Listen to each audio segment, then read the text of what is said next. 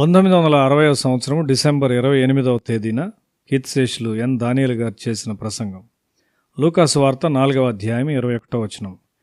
యేసు 40 దినములు ఉపవాస ప్రార్థన చేయుచు తండ్రితో ఉన్నాడు. అక్కడేం జరిగిందో మనకు తెలియదు. ఎవరైనా ఉపవాసం ఉండి ప్రార్థించినప్పుడు ఒక వ్యక్తి చాలా కలవరపడినని మనకు తెలియను. ఆ వ్యక్తి సాతాను. నీవు దేవునికి సమీపంగా ఉండుటకు వచ్చినప్పుడు సాతాను చాలా కలవరపడతాడు. నీవు చెడ్డ స్నేహితులతో వెళ్ళినప్పుడు అతడు చాలా సంతోషిస్తాడు. నీవు లేఖనాలు చదువుతున్నప్పుడు నీ తప్పైన తలంపులు సరిచేయబడతాయి మరియు నీవు శుద్ధి చేయబడుతూ ఉంటావు. నీవు లేఖనాలను చదివి వాటిని ధ్యానించి ప్రార్థించినప్పుడు, దేవుని ఆత్మ నీ ఆత్మతో సంప్రదించినప్పుడు నీవు దేవుని తలంపులు పొందుకుంటావు. ఆత్మ ద్వారా మనము ప్రవచన శక్తిని మరియు లేఖనాలను వివరించే జ్ఞానాన్ని పొందుకుంటాము. అన్ని సమయాల్లో ప్రయోజనకరంగా వాడబడుటకు మనిషి యొక్క మనస్సునకు క్రమమైన ఆహారం అవసరం. నీ మనస్సును దేవుని వాక్యంతో నింపుకున్నట్లయితే నీ మనసు అన్ని సమయాల్లో వాక్యం మీద ధ్యానం ఉంచుటలో నిమగ్నమై ఉంటుంది. నీవు దేవుని వాక్యాన్ని ఎరిగి ఉన్నట్లయితే నీవు భద్రంగా ఉంటావు. శరీరము దేవుని యొక్క అదుపులోనికి తీసుకుని రాబడవలసి ఉన్నది. యేసు ఇవన్నీ చేశాడు. ఉపవాస సమయంలో తన శరీరంలో యేసు ఎట్లు భావించాడో మనకు తెలియదు. దేవుని సన్నిధిలో ఉన్నప్పుడు ఆయన బలహీనుగా లేక ఆకలి గొనిన వానిగా కనిపించలేదు. దేవుని సన్నిధి నుండి బయటకు వచ్చినప్పుడు ఆయన ఆకలి కొన్నాడు. అప్పుడు సాతాను ఆయన శోధించుటకు దాడి చేశాడు. అయితే ఆయన సాతాను జయించాడు. తరువాత ఆయన నజరేతునకు తిరిగి వచ్చాడు. ఎప్పటిలాగానే ఆయన సమాజ మందిరంలోనికి వెళ్ళాడు.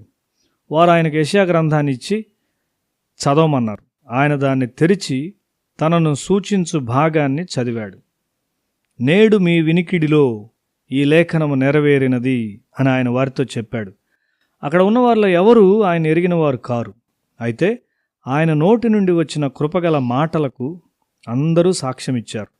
ఆయన అధికారంతో మాట్లాడుచున్నాడు. ఒక వడ్రంగి వాని కుమారుడు ఎట్లు మాట్లాడుచున్నాడు అని వారు ఆశ్చర్యపడ్డారు.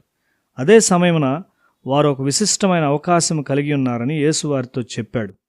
ఏలియా కాలంలో ఇశ్రాయేల్లో అనేక విధవరాండ్రు ఉన్నారు కానీ ఇశ్రాయేలునకు ఆవలనున్న సారెపతులోని విధవరాల యొద్దకు మాత్రమే ఏలియా ప్రవక్త పంపబడ్డాడు.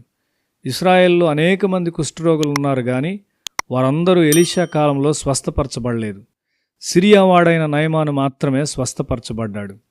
యేసు చదివిన లేఖనముల్లోని గొప్ప వచనములు వారి కన్నుల ఎదుట నెరవేర్చబడుచున్నాయి. అదే సమయంలో నెరవేర్చబడుచున్న ప్రవచనముల యొక్క ప్రయోజనమును వారు పొందవలసి ఉన్నారు. ఆయన వాక్యమును ఆ దినమునకు అన్వయించి అది వారి కళ్ళ ఎదుట నెరవేర్చబడినదని చెప్పినప్పుడు వారు దాన్ని విశ్వసించి అంగీకరించలేక ఆయనపై ఉగ్రులయ్యారు. వారి దృష్టిలో ఆయన ఒక సామాన్యుడైన మనిషి, ఒక వడ్రంగి కుమారుడు. అయితే యేసు తనను తాను దేవుని స్థితికి హెచ్చించుకొనుచున్నాడని భావించి ఆయన దేవదూషణ చేయుచున్నాడని వారు తలంచారు. వారు లేచి ఆయన్ను బయటకు నెట్టివేశారు. వారు ఆయన్ను గుర్తించలేకపోయారు. అయితే యేసు వారిని వ్యతిరేకించలేదు. వైద్యుడా, నిన్ను నీవు స్వస్థపరచుకో అని ఒక దినాన వారు ఆయనకు చెప్పుదురని ఆయన ప్రవచించాడు. యేసు ప్రవచనాత్మ ద్వారా బోధించాడు. నీవు ఎవరితోనైనా వారి ఆత్మీయ స్థితి ప్రకారం మాట్లాడినట్లయితే వారు దానికి ఇష్టపడతారు. అయితే నీవు ప్రవచనాత్మక స్థాయిలో, దేవుని వాక్యం పైనుండి నీ యొద్దకు వచ్చు స్థాయిలో వారితో మాట్లాడినట్లయితే వారు కోప్పడతారు. ఆ విధమైన మాటలను అంగీకరించువారు జీవంలోనికి వస్తారు. చనిపోయిన ఎముకలు జీవంలోనికి వచ్చును. ఆత్మీయంగా ఎక్కువ